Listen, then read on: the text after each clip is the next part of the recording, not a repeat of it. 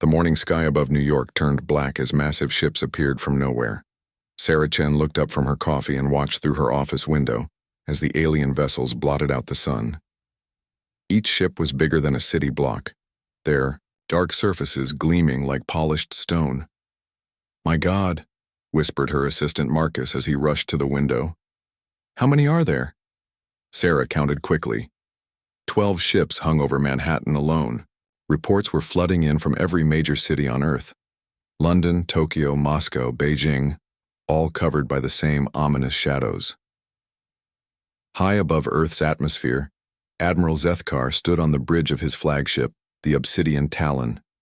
His scaled hands gripped the command rail as he gazed down at the blue and green world below. This was his 18th conquest, and like all the others, it would be swift and decisive. "Status report," Zethkar commanded in his deep, gravelly voice. His yellow eyes reflected the light from the tactical displays. "All ships in position, Admiral," replied his second-in-command, Commander Velthra. 17 major population centers are covered. Our sensors show primitive military forces mobilizing, but their technology appears to be chemical-based projectiles and basic nuclear weapons. Zethkar's mouth curved in what might have been a smile on his reptilian face. "Chemical. Weapons against energy shields. How quaint. Have they attempted communication?" "Multiple radio frequencies, Admiral. They seem quite excited. The first missiles came within an hour. Earth's military launched everything they had. Intercontinental ballistic missiles, fighter jets, orbital defense platforms that had been secretly built over the past decade. The humans threw their entire arsenal at the Draconian fleet. Every weapon bounced harmlessly off the alien energy shields. The missiles exploded in brilliant flashes that lit up the force fields like soap bubbles, but caused no damage. Fighter jets fired their guns and rockets until their ammunition ran out, then retreated when it became clear their attacks were useless. In the Pentagon, General Morrison slammed his fist on the conference table. "Nothing works. Our best weapons can't even scratch their shields." President Martinez sat at the head of the table, his face grave. "How long until they respond?" "Unknown, sir. They haven't fired a single shot. They're just waiting." On the Obsidian Talon, Admiral Zethkar watched the human attacks with mild interest. Their weapons are primitive, but they show spirit. Most species surrender immediately when they see our fleet. "Shall we demonstrate our firepower, Admiral?" asked Commander Velthra. "Not yet. Let them exhaust themselves. Then we will show them the futility of resistance." Sarah Chen was not in the Pentagon or any government building. She was 300 feet underground in a facility that officially did not exist.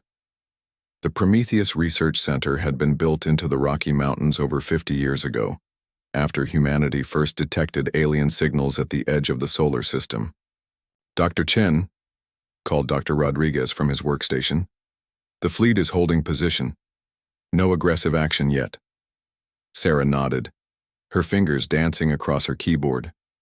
Around her, dozens of scientists monitored screens showing data from across the globe. This was not a military command center. It was something far more dangerous. "How long since first contact?" she asked. 47 minutes, replied Dr. Yamamoto. "All biosensors are active. The atmospheric samplers are working perfectly." Sarah smiled grimly. "Good. Phase 1 is already in progress." On the surface, the world watched in terror as news broadcasts showed the alien ships hovering motionless above every major city. CNN, BBC, and other networks ran continuous coverage with experts trying to explain what was happening. "The ships appear to be made of some crystalline material," said Dr. Peterson, a physicist from MIT speaking to a news anchor. "Our radar shows they're at least 2 kilometers long each. The energy shields are unlike anything in our technology." President Martinez finally received the message he was dreading. It came not through radio, but directly into every television, computer, and phone on Earth simultaneously. The image showed a being that looked like a humanoid lizard but larger and more muscular. Its scales were dark green with golden patterns and its eyes glowed yellow. When it spoke, its voice was deep and commanding. "People of Earth," Admiral Zethkar began, I am Admiral Zethkar of the Draconian Empire. Your world now belongs to us. You have 72 hours to surrender unconditionally. Your governments will dissolve. Your military will stand down. Your people will submit to Draconian rule. The alien paused, letting his words sink in. Resistance is futile. We have conquered 17 worlds before yours. Each tried to fight, each failed. Do not make this more difficult than necessary. The transmission ended, leaving Earth in stunned silence. In homes around the world, families hugged each other and tried to make sense of what was happening. Some people fled the cities, hoping to escape to rural areas. Others gathered in churches, mosques, and temples to pray. Many simply sat in shock, unable to process that humanity was no longer alone, and that their first contact with aliens was a declaration of war. President Martinez called an emergency session of the United Nations. World leaders spoke through video links, their faces showing fear and desperation. Our weapons are useless, reported the British Prime Minister. We might as well be throwing rocks at them. The Chinese military confirms the same, added President Liebor. Their shields absorb everything we fire at them. President Martinez looked tired as he spoke. Then we need to consider their demands. 72 hours isn't much time. You can't be serious, said President Volkov of Russia. Surrender without a fight? What fight? Martinez replied. We just tried to fight. We lost. Deep underground, Sarah Chen listened to the world leaders' conversation through channels that were not supposed to exist. She turned to her team of scientists, all of whom had spent their entire careers preparing for this moment. Are you ready? She asked Dr. Rodriguez. Bioweapons are primed and dispersed through the atmosphere, he replied. The moment they breathe our air, they're infected. Dr. Yamamoto checked her readings. Bacterial cultures are stable. Viral loads are within acceptable parameters. The fungal spores are dormant but ready to activate on alien contact. Sarah looked at the main screen showing the positions of all Draconian ships. 50 years of preparation. Let's hope it's enough. What if it doesn't work? Asked Marcus, her young assistant. Sarah's expression was cold. Then humanity dies. But if our calculations are correct, they just made the biggest mistake of their lives by coming here. Above them, Admiral Zethkar was confident that this conquest would be like all the others. The humans seemed more stubborn than most species, but they would break. They always did. Admiral, Commander Velthra reported, their military forces are still active, but they've stopped attacking. Several of their leaders are requesting communication. Excellent. Fear is setting in. Prepare the landing forces. Tomorrow we begin the occupation. Zethkar looked down at Earth one more time. It was a beautiful world, rich in resources and perfectly positioned for the Draconian Empire's expansion. The humans would make adequate slaves once they learned their place. He had no idea that every breath his ships took of Earth's atmosphere was already sealing their fate. The humans had not built weapons to fight the Draconians. They had turned their entire planet into a weapon. And the trap was already closing. The second day began with humanity's surrender. President Martinez stood before the cameras in the White House, his face showing defeat. Behind him, flags hung at half-mast. The weight of his decision pressed down on his shoulders like a mountain. My fellow Americans and citizens of the world, he began, his voice heavy with emotion. After careful consideration with world leaders, we have decided to accept the Draconian terms. Effective immediately, all military forces will stand down. We surrender unconditionally. In living rooms across Earth, people watched in stunned silence. Some cried. Others shouted at their televisions in anger. But most simply sat there, trying to understand that their world had just ended. Admiral Zethkar received the transmission aboard his flagship and allowed himself a moment of satisfaction. Faster than usual, he told Commander Velthra. Most species take at least a week of bombardment before they see reason. Perhaps these humans are smarter than they appear, Velthra replied. Intelligence has nothing to do with it. They simply recognize superior force when they see it. Zethkar turned to his tactical officer. Begin the landing operations. I want ground forces in every major city within 6 hours. The Draconian transport ships descended through Earth's atmosphere, like falling meteors. They were smaller than the main fleet but still massive by human standards. Each one carried 500 soldiers and enough equipment to control a city. In New York, the first transport landed in Central Park. The trees that had stood for over a century were flattened as the ship touched down. Steam rose from the crushed earth where the landing thrusters had fired. The rear doors opened with a hiss of escaping gases. Draconian soldiers marched out in perfect formation. Each one stood 7 feet tall, covered in dark armor that seemed to absorb light. Their weapons hummed with energy that made the air itself vibrate.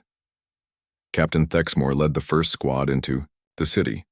His orders were simple: establish control, identify resistance leaders, and begin cataloging human resources. It was a routine he had performed on dozens of worlds. "Sir," called Sergeant Colvin, consulting his scanner, "the local military forces have indeed withdrawn. We're detecting no armed resistance." "Good. Set up checkpoints at these coordinates." Thexmore transmitted a list of strategic locations. "And remember, any human who approaches our perimeter dies." The same scene played out in every major city. London, Paris, Tokyo, Moscow, Beijing. All saw Draconian ships landing and alien soldiers taking control. Human governments dissolved themselves as ordered. Police and military forces laid down their weapons and retreated to designated areas.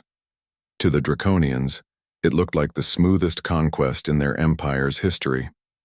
300 feet underground, Sarah Chen watched the occupation begin. Her screens showed Draconian positions in real time, transmitted by hidden sensors that the aliens had not detected. "They're spreading out perfectly," she told her team. "Every major population center is now hosting Draconian forces." Dr. Rodriguez checked his biological monitors. "Atmospheric contamination is proceeding as planned.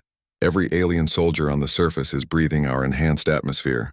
"How long before we see effects?" asked Dr. Yamamoto. "The incubation period varies," Sarah replied.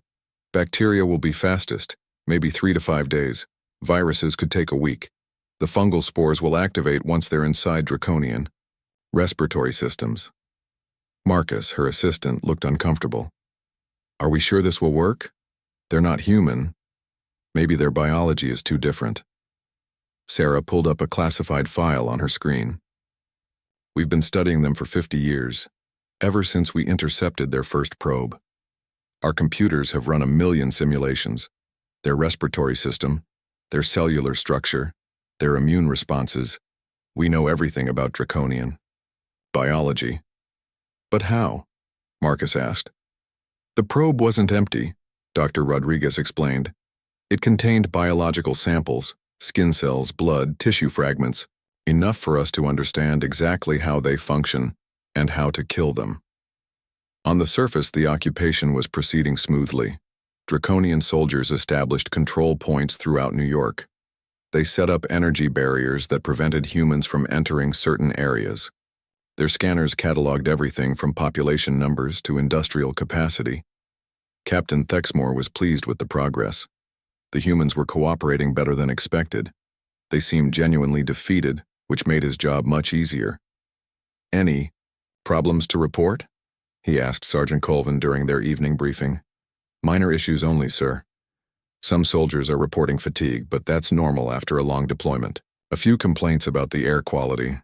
Apparently this planet's atmosphere is denser than most worlds we've conquered." Thexmore nodded. "Standard adaptation problems. Anything else?" "The humans keep their distance as ordered. No resistance activities detected. Their surrender appears genuine." What the Draconians did not know was that every breath they took was loading their lungs with microscopic weapons. The bacteria were already beginning to multiply in their respiratory systems. The viruses were attaching to their cells, preparing to rewrite their genetic code. The fungal spores were finding warm, moist places to grow. Sarah Chen had spent 30 years developing these biological weapons. They were not natural organisms. They were enhanced versions of Earth's deadliest microscopic life forms, genetically modified to target Draconian biology specifically. The bacteria would attack their nervous systems, causing paralysis and Organ failure. The viruses would destroy their immune cells, leaving them defenseless against secondary infections. The fungal spores would grow in their lungs, slowly suffocating them from the inside. But the most elegant part of Sarah's plan was that the Draconians would never see it coming. To them, it would look like a mysterious plague. They would have no way to connect their deaths to the humans they had conquered. Status report from other cities? Sarah asked. London reports full deployment, Dr. Rodriguez replied. Tokyo confirms 2,000 Draconian soldiers on the ground. Moscow has 1,500. Every major city now has significant alien presence. Perfect. They've taken the bait completely. On the third day, Admiral Zethkar received reports from all ground commanders. The occupation was proceeding ahead of schedule. Human governments had collapsed as ordered. Industrial facilities were being cataloged for imperial use. Population centers were under complete Draconian control. Excellent work, he told his staff. This may be our fastest conquest yet. The humans are surprisingly compliant, Commander Velthra observed. Most species require at least some demonstration of force. Perhaps they learned from the mistakes of others, Zethkar replied. Word of our conquest has spread throughout this sector. They knew resistance was hopeless. What he did not know was that in secret facilities around the world, human scientists were monitoring every Draconian position. They tracked the aliens' movements, counted their numbers, and most importantly, confirmed that every single enemy soldier was breathing Earth's contaminated atmosphere. Phase 1 complete, Sarah announced to her team. All Draconian forces are now exposed to our biological weapons. Phase 2 begins tomorrow. What's Phase 2? Marcus asked. Sarah smiled grimly. We wait. And we watch them die. The trap was set. The Draconians had walked into it willingly, confident in their superiority. They had no idea that their conquest of Earth had actually been Earth's conquest of them. In a few days, the first symptoms would appear. The mighty Draconian Empire was about to learn that some victories come with a price they could never imagine paying. The humans had not surrendered. They had simply stepped aside and let their planet do the fighting for them. The first Draconian soldier collapsed on the 5th day. Sergeant Colvin was patrolling Times Square when his legs simply gave out beneath him. One moment he was walking his regular route, the next he was on his knees, gasping for air that wouldn't come. His armor's life support systems immediately activated, pumping oxygen directly into his lungs, but it didn't help. Medical emergency in Sector 7, Captain Thexmore radioed to the transport ship. One soldier down, unknown cause. Within minutes, a medical team arrived. They loaded Colvin onto a stretcher and rushed him back to their ship's medical bay. The Draconian doctor, Commander Hesital, ran every scan in their database. Curious, Hesital muttered, studying the readouts. His nervous system is showing signs of deterioration, but I can't identify the cause. It's not any toxin in our medical files. Will he recover? Thexmore asked. I don't know. I've never seen anything like this. By the end of the day, 3 more soldiers had collapsed. By the end of the week, the number was 27. High above Earth's atmosphere, Admiral Zethkar paced his command deck with growing concern. The reports from the surface made no sense. His soldiers were some of the finest in the Empire, enhanced with the best medical technology available. They didn't just collapse for no reason. Commander Velthra, he called. Have you found any pattern in these incidents? Velthra consulted her datapad. All affected soldiers have been on surface duty for at least 4 days. None of the crew members who remained aboard the ships have shown symptoms. Something on the planet's surface is causing this? It appears so, Admiral. But our environmental scans show nothing dangerous. The atmosphere is within normal parameters for Draconian physiology. No toxic gases, no radiation, no harmful chemicals. Zethkar's clawed hand gripped his command rail tighter. Double the medical scans. I want to know what's killing my soldiers. 300 feet below the surface, Sarah Chen watched the medical data streaming from hidden sensors placed throughout New York. The Draconians had no idea that every piece of equipment they used, every building they occupied, every breath of air they took was being monitored. The bacteria are working faster than expected, Dr. Rodriguez reported. Nervous system breakdown is occurring in just 5 days instead of the predicted 7. What about the viruses? Sarah asked. Dr. Yamamoto checked her screens. Still in the incubation phase, but the early signs are promising. Their immune systems are starting to weaken. When the viral phase begins, they won't be able to fight it off. And the fungal spores? Growing nicely in their respiratory systems. In another week, they'll start having serious breathing problems. Sarah felt no satisfaction in watching the aliens die slowly. This was not revenge, it was survival. The Draconians had conquered 17 worlds before Earth. They had enslaved entire civilizations. If humanity had fought them with conventional weapons, Earth would have become number 18. Dr. Chen, Marcus said quietly. Some of the soldiers look like they're in real pain. Sarah's expression remained cold. They came here to enslave us. They would have killed anyone who resisted. Don't waste your sympathy on them. On the surface, Captain Thexmore was struggling to maintain order among his troops. Half of his soldiers were showing symptoms now. Fatigue, breathing problems, loss of coordination. The medical bay was full, and Commander Hessital was running, out of treatment options. Sir, called Lieutenant Drakmore from his communication station. We're receiving similar reports from all ground forces. London has 43 soldiers down. Tokyo has 67. Moscow has 31. Thexmore felt a chill run down his spine. This wasn't random anymore. Something was systematically attacking every Draconian force on the planet. Get me Admiral Zethkar, he ordered. The communication link crackled to life, showing the Admiral's concerned face. Report, Captain. Sir, we have a serious problem. Whatever is affecting our soldiers is spreading. I've lost over half my effective force. Are the humans responsible? Thexmore looked around at the bustling streets of New York. Humans walked past his checkpoints as if the Draconians weren't even there. They seemed to be going about their normal lives, shopping, working, completely ignoring their alien occupiers. I don't see how, sir. They're showing no signs of resistance. No weapons, no coordination, no leadership. They're acting like a defeated population. Then what's causing this? Unknown, Admiral. Commander Hessital believes it might be some kind of biological agent, but our scanners can't detect anything. Admiral, Zethkar closed the communication and turned to his science officer. Commander Velthra, I want a full analysis of this planet's biosphere. There has to be something we're missing. Velthra's team worked around the clock, scanning Earth's atmosphere, water, and soil. They found exactly what they expected to find: carbon dioxide, oxygen, nitrogen, water vapor, and trace elements. Nothing that should harm Draconian physiology. What they didn't find were the microscopic weapons that Sarah Chen had spent 50 years developing. The enhanced bacteria were too small for Draconian sensors. The modified viruses looked exactly like harmless Earth organisms.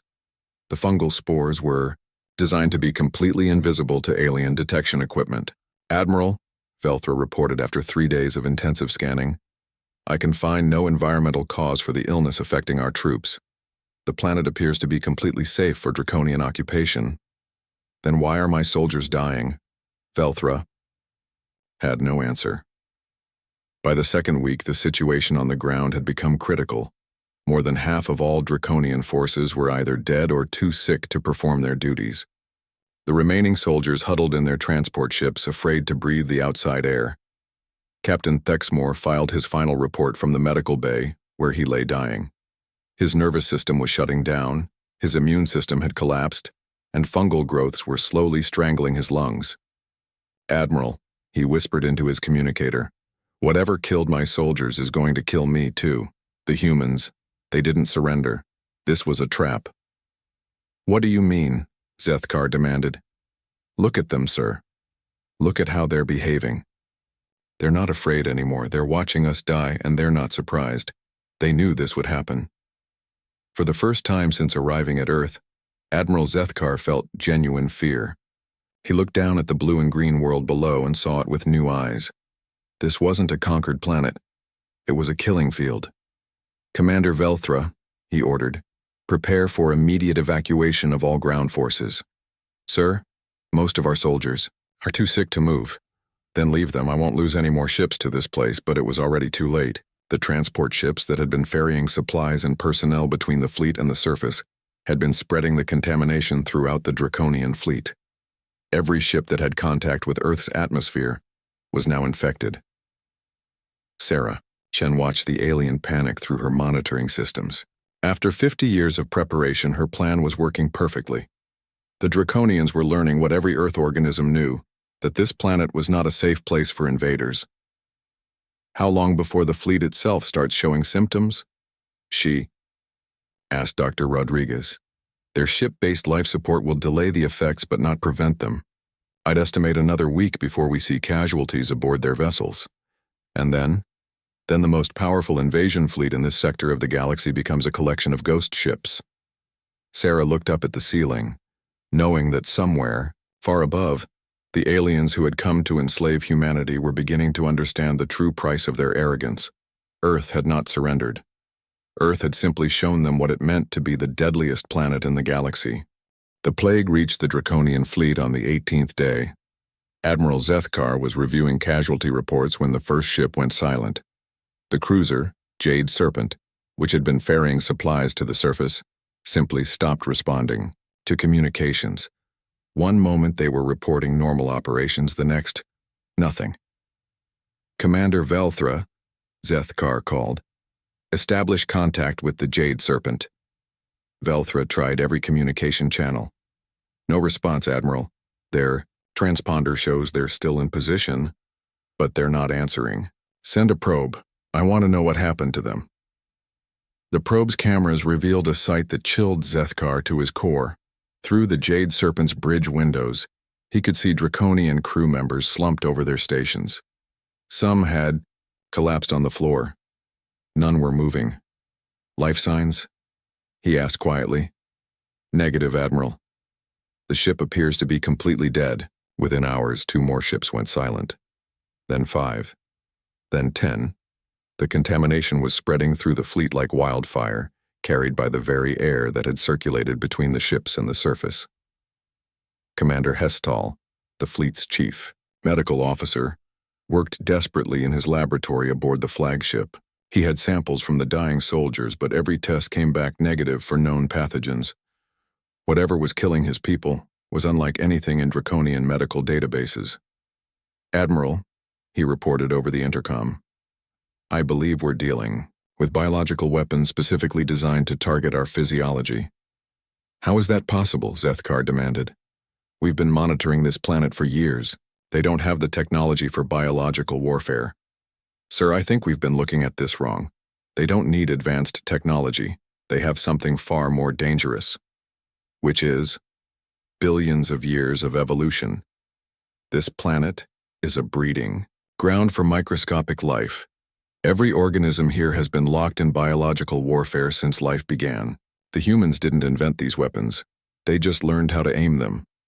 The truth was more terrifying than Hestal imagined. 300 feet below the surface, Sarah Chen was monitoring the spread of contamination through the Draconian fleet with scientific precision. Ship 47 just went dark, reported Dr. Rodriguez. That makes 23 vessels completely non-responsive. Excellent progress, Sarah replied. The airborne transmission is working better than our models predicted. Dr. Yamamoto looked up from her screens. The viral phase is beginning now. Their immune systems are completely compromised. They're dying from infections that wouldn't even make a human child sick. Sarah nodded grimly. The enhanced bacteria had done their job, breaking down Draconian nervous systems and weakening their natural defenses. Now the modified viruses were finishing what the bacteria had started, while fungal spores slowly consumed their respiratory systems from the inside. How long until total fleet mortality? Asked Marcus. At current rates, approximately 72 hours, Dr. Rodriguez answered. The same amount of time they gave us to surrender. Admiral Zethkar knew his fleet was doomed, but his pride would not let him admit defeat to primitive mammals. Instead of retreating, he made the worst decision of his life. Prepare all weapons for planetary bombardment, he ordered. If we're Going to die here, we'll take this cursed world with us. Admiral, Commander Velthra protested weakly from her command station. She was showing early symptoms now: fatigue, difficulty breathing, loss of coordination. Half our weapons crews are dead or dying. We might not have enough personnel to execute a full bombardment. Then use what we have. Target their major cities. Turn this planet into a radioactive wasteland. But the Draconian crews were falling faster than Zethkar realized. On ship after ship, weapons officers collapsed at their stations before they could fire. Engineering crews died at their posts, leaving critical systems unmanned. The mighty war fleet that had conquered 17 worlds was becoming a collection of floating tombs. The first ship to attempt bombardment was the battlecruiser Stone Talon. Its captain, half dead from the plague, managed to charge the main guns and target New York City. The energy beams lanced down toward Earth's surface. They struck the Draconian shield generators that the aliens had set up around the city. In their weakened, dying state, the Stone Talon's crew had forgotten about their own defensive positions. The bombardment destroyed their own equipment and killed the few Draconian soldiers still alive on the surface. Admiral, called the communications officer aboard the flagship, though his voice was barely a whisper. The Stone Talon's bombardment failed. They hit their own positions. Zethkar tried to respond but found himself coughing up blood. The plague had reached him too. His vision was blurring, his thoughts becoming confused. The mighty admiral who had conquered 17 worlds was dying like a common foot soldier. "Sir," Velthra gasped from her station. "Incoming transmission from Draconian High Command." The holographic display flickered to life, showing Supreme Admiral Karthex, Zethkar's superior officer. The Supreme Admiral's expression was stern and demanding. "Zethkar, explain the silence from your fleet. You were supposed to report conquest completion days ago." Zethkar struggled to speak clearly. "Supreme Admiral, none were dying. The humans, they've poisoned us somehow. The entire fleet is infected." "Impossible. Our intelligence showed they lack biological warfare capabilities." "They don't need capabilities," Zethkar coughed, blood speckling his lips. "The whole planet is a weapon. Every breath of air here is death to us." The Supreme Admiral's expression changed from annoyance to alarm. "Are you requesting immediate evacuation?" "Too late for that. We brought the contamination to our ships. Every vessel that approached the planet is infected. Don't send reinforcements. Don't come here. Mark this system as forbidden." "Zethkar, you're not making sense. Report your status clearly." But Admiral Zethkar was past the point of clear reporting. The enhanced viruses had reached his brain, causing hallucinations and paranoia. The bacteria had destroyed most of his nervous system. The fungal spores were slowly strangling him from the inside. "The humans," he whispered into the communicator. "They're not what they seem. They look weak, but they're monsters.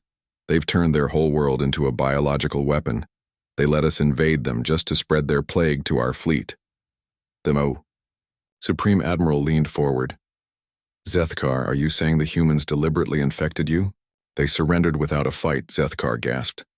"They let us land. They let us breathe their air. They watched us die and they weren't surprised. They knew. They knew this would happen." Sarah Chen, monitoring the Draconian communications from her underground facility, allowed herself a small smile. After 50 years of preparation, the moment she had worked toward was finally here. "Dr. Chen," called Dr. Rodriguez, "we're detecting evacuation attempts from several ships." "Let them go," Sarah replied.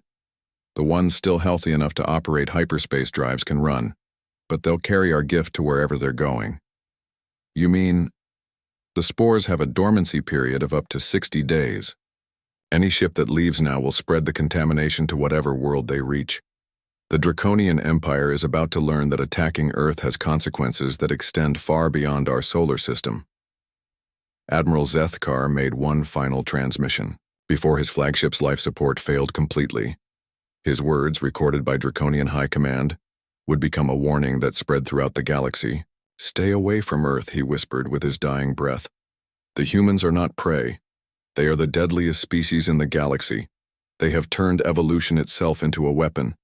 Anyone who comes here will die." The transmission ended, The Obsidian Talon went dark, joining the rest of the Draconian fleet in silent death. Above Earth's surface, 57 alien warships drifted like monuments to the folly of underestimating humanity. Inside each vessel, the crew that had come to conquer Earth lay dead, killed not by human weapons but by the planet itself. The trap was complete. The Draconian Empire's finest fleet had been destroyed not in battle, but by breathing the air of the world they thought they could easily conquer. Earth had defended itself in the most elegant way possible, by simply being itself. 3 months after the last Draconian ship fell silent, Sarah Chen stood in what used to be Times Square. The massive alien transport that had landed there was now a twisted wreck, its hull cracked open like an egg. Steam still rose from its dead engines and the smell of ozone hung in the air. Recovery teams in protective suits moved carefully through the wreckage, salvaging alien technology while avoiding contamination. Every piece of Draconian equipment was a treasure trove of scientific advancement, energy shields, faster-than-light communications, weapons that could level cities. Dr. Chen called Dr. Rodriguez through his suit's radio. "We've found another data core. This one might contain their star charts." Sarah nodded, watching the team's work. Around them, New York was slowly returning to normal. The human population had emerged from hiding once it became clear that all the aliens were dead. Now they walked past the crash sites with a mixture of curiosity and satisfaction. "Any word from the other cities?" Sarah asked. London recovered, 17 ships worth of technology. Tokyo found the aliens' communication hub intact. Moscow salvaged their main computer core before it could self-destruct. Dr. Rodriguez paused. "The total haul is beyond our wildest dreams. We've just advanced human technology by at least 200 years. But Sarah wasn't thinking about technology. She was thinking about the message that had been broadcast across the galaxy 3 days ago. It had come from the Obsidian Talon, Admiral Zethkar's flagship, in its final moments. The ship's automated systems had sent out a fleet-wide distress signal that was picked up by listening posts throughout the Draconian Empire and beyond. The message was simple, terrifying, and effective. "Warning to all ships and stations. The Sol system is a biological hazard zone. The species known as humans have weaponized their planet's entire biosphere. Any alien contact with Earth results in rapid death by multiple unknown pathogens. The humans are not primitive. They are the most dangerous biological weapon specialists in the galaxy. By order of Admiral Zethkar's final command, avoid the Sol system at all costs. Mark it as quarantine zone. Do not approach, do not investigate, do not attempt rescue. All who land on Earth will die." The message had spread like wildfire through galactic communication networks. Within days, every spacefaring civilization in the sector had received it. Trade routes were immediately rerouted around the Sol system. Exploration missions were canceled. Earth went from being an unknown backwater world to the most feared quarantine zone in local space. "Ma'am," Marcus called out, approaching with a datapad. "We're receiving reports from our deep space monitoring stations." "What kind of reports?" "Ships, lots of them. But they're not coming toward Earth. They're actively avoiding us. 3 separate alien convoys have changed course when their sensors detected our solar system." Sarah smiled grimly. "Good. That means the message is working." Dr. Yamamoto joined them, her tablet showing incoming signals from around the globe. "We're picking up alien communications traffic from every direction. They're all talking about us." "What are they saying?" "Various species are sharing information about Earth. The consensus seems to be that we're a death world inhabited by biological nightmares. One transmission called us the poisoned children of a cursed planet." "Charming," Sarah muttered. "Any signs of retaliation? Other species planning to bomb us from a safe distance?" "No," Dr. Yamamoto replied. "They're too scared. The Draconian Empire was one of the most powerful military forces in this sector. If we could destroy their entire fleet without firing a single shot, no one wants to test what we might do to them." Sarah looked up at the clear blue sky. Somewhere out there, alien civilizations were looking at Earth's location on their star charts and marking it with warning symbols. Humanity had achieved something remarkable. They had become too dangerous to attack. The irony was not lost on her. For centuries, humans had looked up at the stars and wondered if they were alone. They had dreamed of first contact, of joining a galactic community, of learning from older and wiser species. Instead, their first contact had been an invasion, and their response had been so effective that they were now galactic pariahs, feared, and avoided by every civilization that had heard of them. Dr. Chen, Dr. Rodriguez called from inside the Draconian wreck. "You need to see this." Sarah climbed through the twisted metal into what had been the ship's command center. Rodriguez was standing over a Draconian console that was somehow still, functional, its alien symbols glowing softly in the dim light. "It's their communications array," he explained, "still receiving transmissions from across the galaxy. Listen to this." He activated a translation program, and alien voices filled the air. "Confirmed, the Sol system remains under quarantine protocols. Biological weapons deployment beyond anything in our databases. Species designation changed from primitive to extreme hazard. Recommend total avoidance of human space until containment protocols developed." Sarah listened to the voices with mixed emotions. Humanity had won its first interstellar war, but the victory had come at a cost.